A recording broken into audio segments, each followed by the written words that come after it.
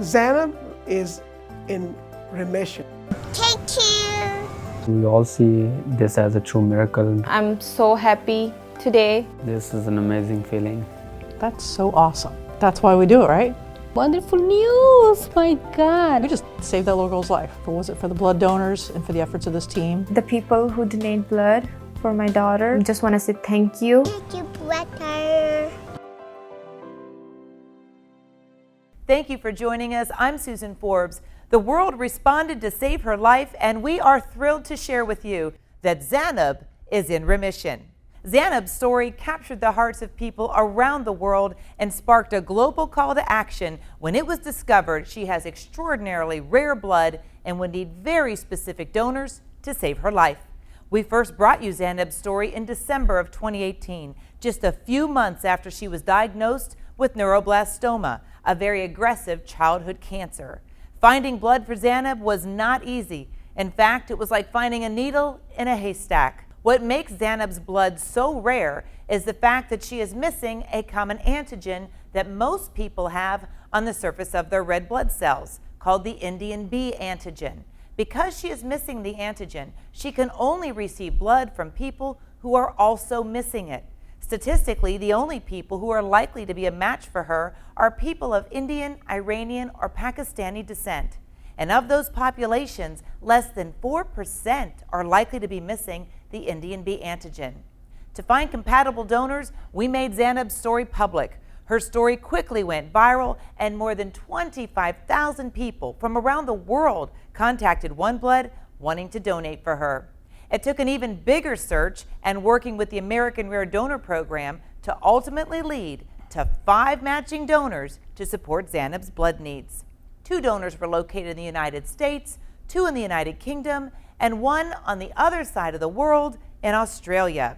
These 5 donors have played a significant role in saving Zainab's life.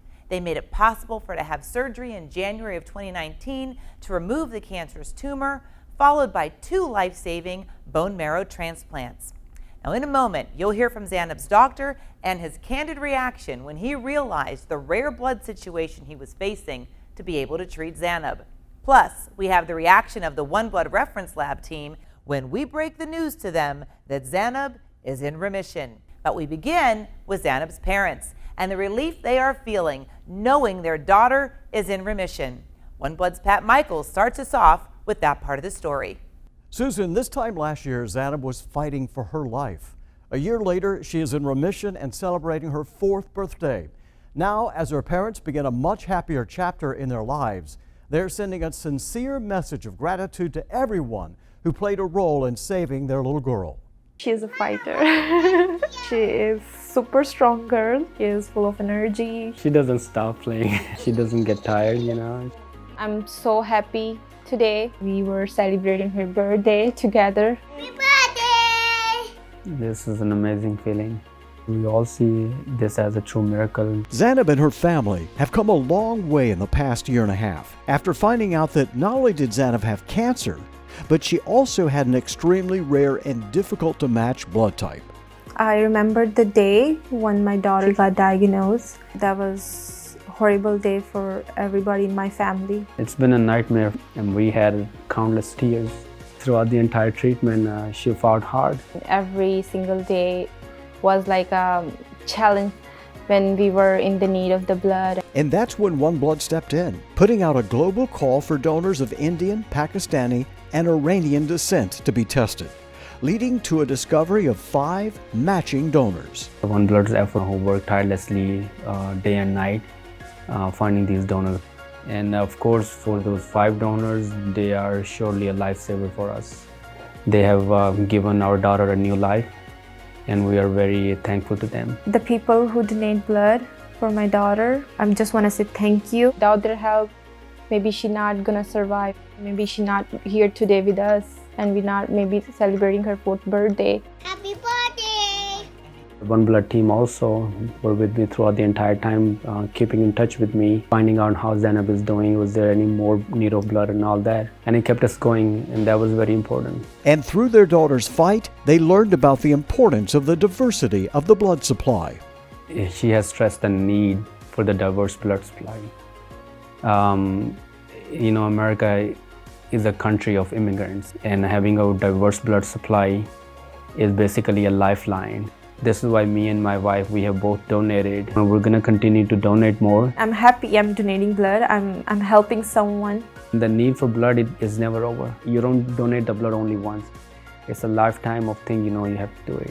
Now they are keeping a close eye on Zainab to make sure her cancer doesn't come back. Our best hope is that the cancer never relapses.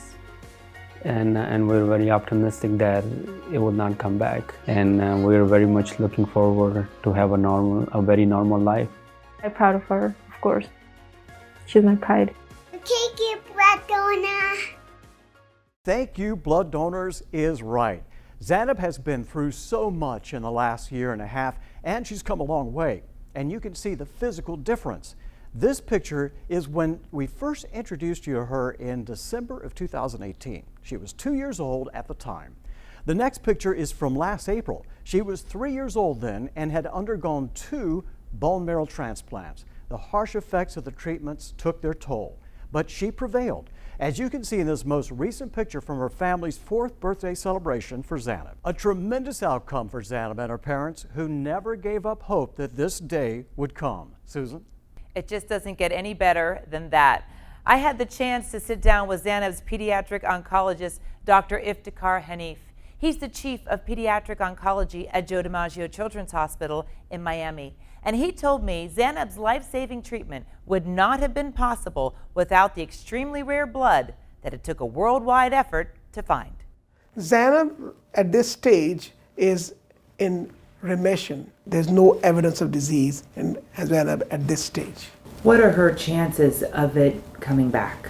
With recent combination of chemotherapy, surgery, transplant, radiation, immunotherapy, we are seeing 60 to 70% of these high-risk patients surviving this. She will be followed by a pediatric oncologist and will undergo some blood tests and scans every 3 months.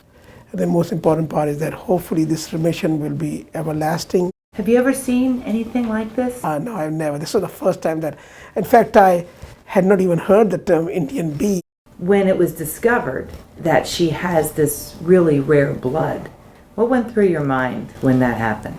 We were obviously horrified that how rare it was. It was a nightmarish situation, but thank God, with the efforts put together, we were able to get enough blood units. Would it have been possible to treat her without the blood? No. And we were really appreciative for what was done to OneBlood. It was a remarkable effort. I mean, I could have never imagined that we'd get a blood unit from England, but we also got blood from other countries. It was an international search, and fortunately for this girl, we were able to get enough units that we were able to take her through the most aggressive therapy, transplant. You come to appreciate what is being done in this country in blood banking, and it just shows you the dedication of these people who never get the accolades, who never get the reward. What do you want to say to those 5 donors who kept donating? They kept donating every time to make sure there was enough blood there. 5 people. First of all, I would give them a big thank you. Thank you for your dedication and commitment for saving this child's life. Spread the word that one person can make a difference. I went to a couple of drives in the mosque, and just people who had never given blood were lining up to give blood. What would you say to them to come back? I would just tell them to be regular donors, because if it didn't make a difference in this child, you're still making a difference in somebody else's life. Keep on giving blood. That blood goes a long way in serving humanity. Everyone at OneBlood put their hearts and souls into finding blood for Zainab, and our reference lab team pulled out all the stops, testing thousands of samples. They worked around the clock and even had the chance to meet Zainab and her parents. Needless to say, our laboratory leaders who were at the helm of the testing were overjoyed when I told them the news about Zainab's remission. She has no sign of cancer. That's so awesome. I mean, that's why we do it, right? Wonderful news! My God! I mean, this is really the goal that we wanted to achieve with her. We just, I mean, save that little girl's life. If it wasn't for the blood donors and for the efforts of this team, her prognosis wasn't good in the beginning. It was a lot of work, to be honest. It was a lot of stress, and stress that myself and my team put on ourselves because we wanted so bad to find the blood for this little girl, because we knew how important it was. But then as we just kept working harder, and as the resources became available and the people pulled together, and the little girl herself, I mean, Zainab is really the hero here because she fought through the cancer. We just supported her.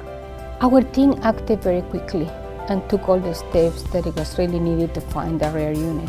My staff worked overtime screening all of these, donors that came in and screening the samples that we got from other blood centers all over the United States. All of the labs really invested in finding that matched blood for Zainab because we really knew how important it was for this little girl. One little kid. But I think it was more than just a kid. It was the story. I think people related. I mean, I know for me, I related because I looked at her and thought, that could be my grandchild. And she needed our help. And she needed the community's help. And it was exciting to see the community help her and come out in such volume to try and be tested to see if they were a match. To find the rare donor is like looking for a needle in the haystack. We test thousands and thousands of donors each month for all of the really rare markers that we're looking for. 1 in 100 will have the right marker. Some 1 in 1,000 donors I've got to screen in order to find that marker. And I think this whole episode brought awareness to the fact that sometimes you need a specially matched blood product for these special patients. I have been in blood banking for almost 30 years, and this has been one of the most rewarding, extraordinary, one case of many, many cases that we have that it really has touched my heart deeply. I feel that she's part of my family. It brings it all home. That's why we do it. Finding this blood was an industry-wide effort. Blood centers across the United States held blood drives and sent samples to OneBlood for us to test, hoping to find a match for Zainab. And we want to thank them for their unbelievable effort. And we also want to thank the American Rare Donor Program, an organization that searches the world for rare blood. OneBlood participates in the program by providing rare blood, and sometimes, as in Zainab's case, we receive blood from the American Rare Donor Program. Their team worked with us every step of the way and were instrumental in ultimately finding those donors. And I can tell you that they were elated to hear that Zainab is in remission. It was just incredible joy. It's really remarkable when you get to be part of a patient story, and I know that my colleagues who provided this rare blood are going to be so excited to hear that she's in remission. I've been getting questions across the world. We've never had such an outreach to a certain population to try to get them to try to find donors. But to reach out to the public like OneBlood did is really remarkable. And we had 2 donors from the US who donated multiple units. And the donors from the UK who came in and knew that they were donating for a child in the US came in specifically to donate for her. And then we had someone step up from Australia, also knowing the story. This network of 90 facilities across the US is so important in providing nearly 98% of the blood across the US. But our international partners are so important because the blood is not available everywhere and not every country has the same rare donors. I think it's important for the donors who are rare donors across the country to know that their blood is so important, and whether we use it immediately or whether we store it for future use, it's so important that they donate whenever they're able. Zainab's story brought unprecedented global attention to the need for a diverse blood supply. There are many other patients just like Zainab who have extraordinarily rare blood needs. We encourage you to please keep donating blood. Don't wait until the next tragedy or discovery of a patient in need of rare blood. The more people from different ethnic backgrounds who are donating blood on a regular basis, the more diverse the blood supply will be. And that diversity is crucial to serving the needs of all the people who need blood transfusions. You can find where to donate blood in the OneBlood service area right now by going to our website at oneblood.org. It's a team effort to save a person's life, and in Zainab's case, it was a worldwide effort. We are very grateful to everybody who helped save her. Together, we have thankfully arrived at this perfect ending to this story. Thank you. She's doing great. She is better than ever. She's a normal person. We don't look at her as a patient anymore. If people had not donated blood for her, she would not have been with us. Thank you, brother.